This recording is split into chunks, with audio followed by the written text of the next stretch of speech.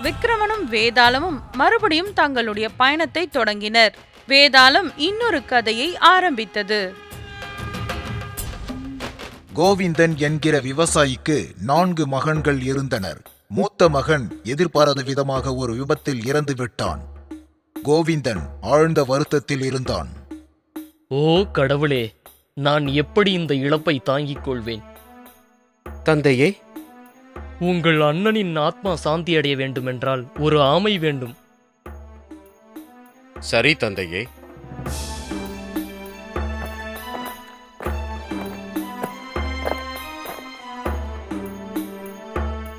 அதோ பாருங்கள், ஒரு மீனவன் தெரிகிறான். நாம் அவனிடம் கேட்போம். அவன் நமக்கு உதவுவான். சொல்லுங்கள், உங்களுக்கு என்ன வேண்டும்? எங்களுக்கு ஒரு ஆமை வேண்டும். சரி, நாளை வாருங்கள்.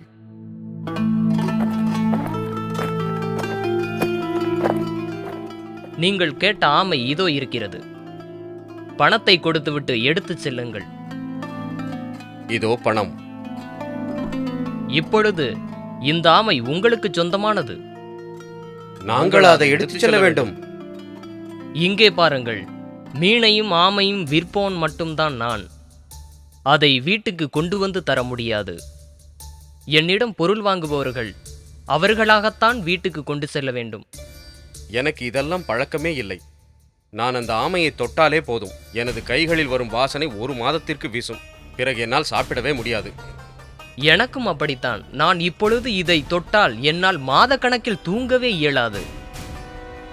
என்னாலும் முடியாது. நாற்றம் குமட்டி கொண்டு வரும். அவர்களுக்குள் விவாதம் ஏற்பட்டது. நாம் மன்னரிடம் செல்வோம். அவர் இதற்கு தீர்ப்பு வழங்குவார்.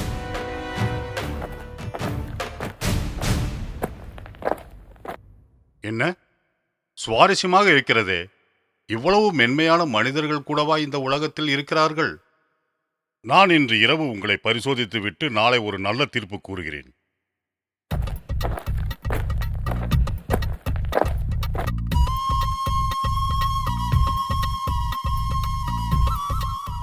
இந்த அரிசியில் ஏதோ கெட்ட வாடை வருகிறது. என்ன வாசனை?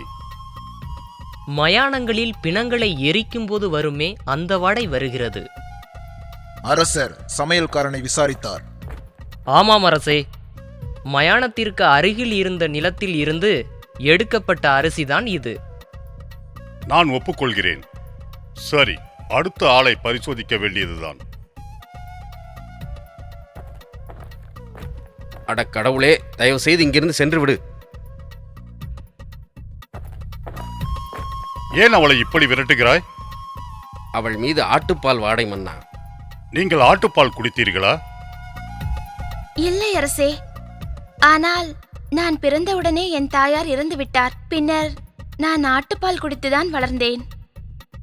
நான் ஒப்புக்கொள்கிறேன். இனி இளைய சகோதரனை தான் பரிசோதிக்க வேண்டும்.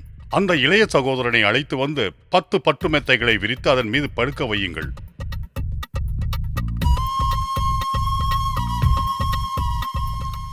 மறுநாள் காலை. நீங்கள் நன்றாக உறங்கினீர்களா? அரசே, என்னால் இரவு சரியாக தூங்க முடியவில்லை. என் உடலில் ஏதோ உறுத்திக் கொண்டே இருந்தது. என் முதுகில் சிவப்பு தடங்கள் இருப்பதை பாருங்கள். யாரெங்கே? அந்த படுக்கையை பரிசோதியுங்கள். அரசே, படுக்கையில் இந்த முடி மட்டும்தான் இருந்தது.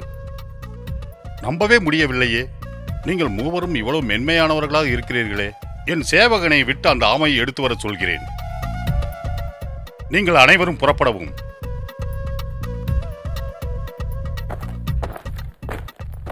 என்ன விக்ரமா, கதையை கேட்டாய் அல்லவா? இந்த 3 பேரில் யார் மிகவும் மென்மையானவர்கள் என்று கூறு பார்க்கலாம். அந்த இளையவன்தான். ஏனென்றால் மற்ற இருவரும் வாசனையை மோர்ந்து பார்த்தாலே துன்பப்படுவார்கள். ஆனால் இளைய சகோதரனோ ஒரு சிறிய முடிப்படுக்கையில் அடியில் ஒளிந்திருந்தும் அதை உணர்ந்தான். ஏனென்றால் முடியிலிருந்து வாசனை வராது. சரியாக சொன்னாய். மிகவும் சரி. நான் வரட்டுமா?